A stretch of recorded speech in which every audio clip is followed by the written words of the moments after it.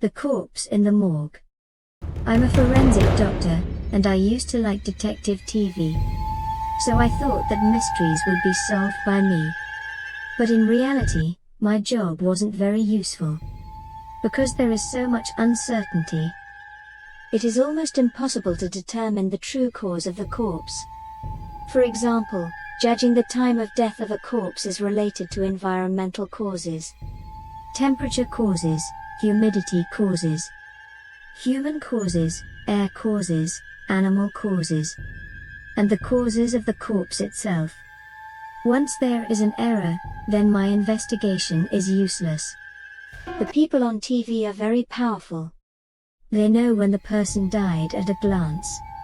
And they also know the cause of death. In fact, no one cares about the post-death stage of the corpse.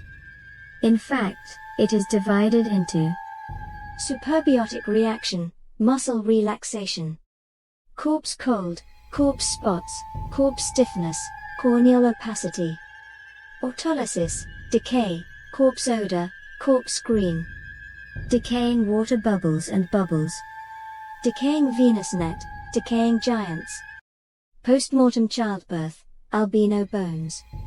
Each corpse is like a mystery, unsolvable, but revealing intent.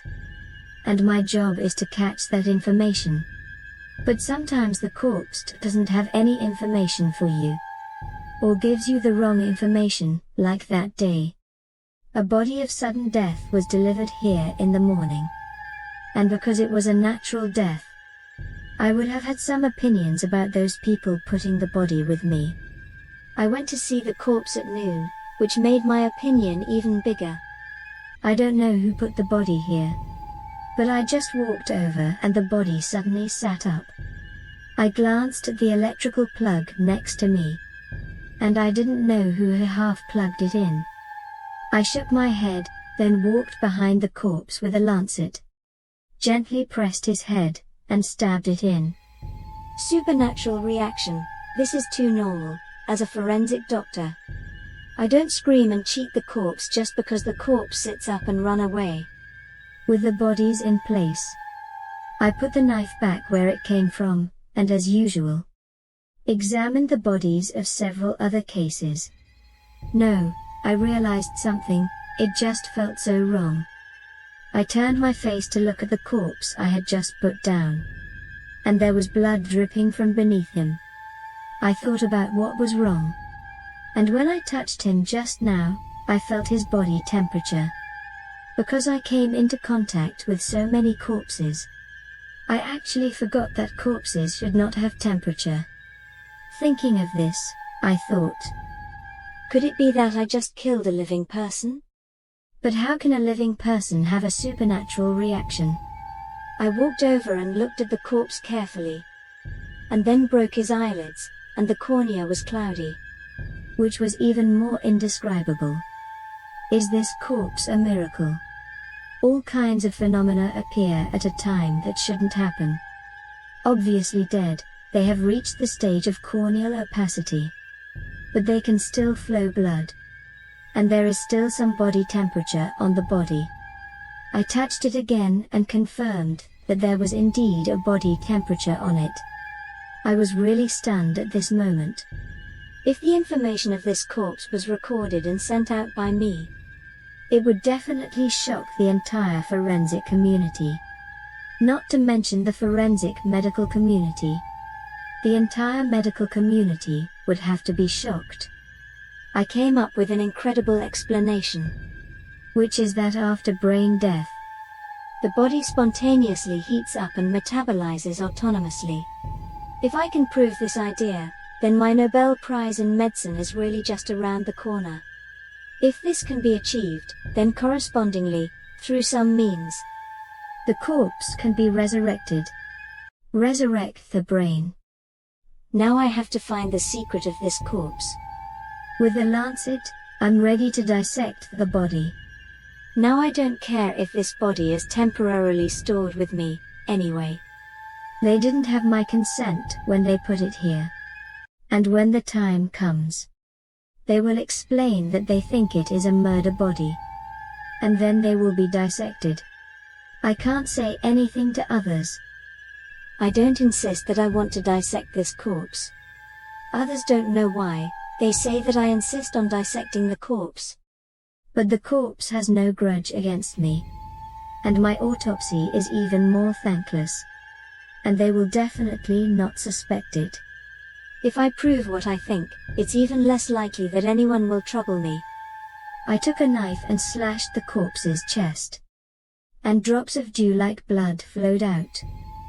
And then I took out my chest expansion forceps and opened the ribcage.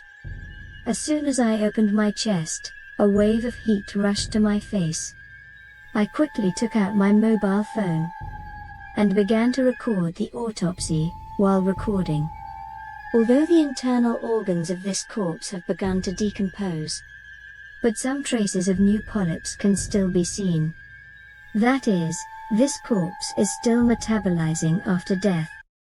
Suddenly, at this moment, he grabbed my hand firmly, and sat up again. This time I was so scared that I almost lost my soul, but fortunately, I reacted quickly and cut his wrist joint with a knife, directly separating his hand from the palm. But his hand still held onto mine. And I shook it twice, but it was still very firm. I had no choice but to tear off the gloves. But fortunately I was wearing long gloves. And his hand just grabbed my gloves, and I could pull them off. I turned my face to look at the corpse. And I felt a bad feeling in my heart. And I regretted it now. Inexplicable regret. Like I don't think I should have dissected this corpse. Suddenly, at this moment, the lights in the morgue went out. And the morgue was a confined space. And as soon as the lights went out, you couldn't see your fingers. Looking at the darkness around me, it was very quiet, and I could hear my heart beating when it was quiet. The sound of a heartbeat? My heartbeat is still calm. Whose heartbeat is this? How can it be so fast? I immediately turned around and tried to run. But at this moment, a hand firmly grasped my foot. And as soon as the inertia came, I fell directly to the ground. People are very adaptable, and after this time, my eyes have adjusted to the night. And I can almost see the things in front of me. I can only see a figure not far in front of me. Who are you? I screamed, wondering if my colleague was joking with me. But the figure didn't answer me. Now he can be seen, proving that he is a reflective substance. As long as it can reflect light, it is real. The fear in my heart was not so strong. And it happened that there was a lancet next to me, and I picked it up. Then he squinted slightly and looked at the figure carefully. Suddenly, the figure began to move. And a very rapid movement appeared in front of me. Ah! He made a sound like a ruptured trachea, and then reached out to me. I took a closer look at him. Isn't this the corpse I just dissected? I subconsciously slid the knife and cut right into his face. Suddenly, half of his face was cut off by me. And the disgusting maggots that appeared at some point actually crawled on his face. He was still moving closer to me. And finally he appeared in front of me. In an extremely disgusting voice. He said, "Don't mess with the corpse." Then the lights came on, and I looked around. And I had a lancet in my hand, stuck in the head of a corpse. I lowered my head to take a closer look at the corpse. And then I cut my nerves. What was going on? Hallucinations? I touched the body, but it was not warm, and I was relieved. Thanks for watching. Please subscribe and put notification on to watch more videos. If you have similar experience, please comment and let me know your experience.